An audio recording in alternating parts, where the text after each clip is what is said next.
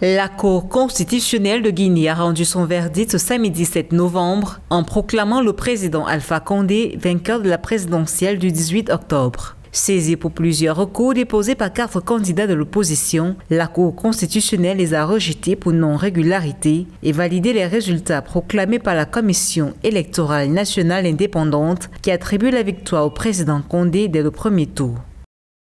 Cette élection est un plébiscite de la 4e République et un plébiscite du professeur Alpha Condé qui, d'année en année, d'élection en élection, améliore son score, passant ainsi de 52% en 2010, aujourd'hui à presque 60% 10 ans plus tard, ce qui montre qu'il a séduit le peuple de Guinée par les réalisations concrètes depuis 2010 et surtout les perspectives de développement qui ont été présentées dans le cadre de cette campagne-là.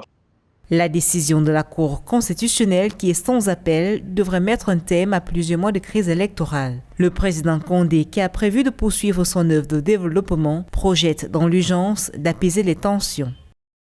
Donc là, la nouvelle tâche du premier président de la 4e République, c'est donc dans un premier temps de réconcilier les Guinéens, parce qu'à chaque élection, nous avons fort malheureusement des leaders qui continue à surfer sur l'instrumentalisation ethnique, ce qui fait que chaque fois, nous avons des problèmes ethniques qu'il faut résoudre après chaque élection. Et bien entendu, il sera question aussi d'amplifier, disons, de consolider puis amplifier les progrès réalisés depuis là dans tous les domaines socio-économiques de la Guinée.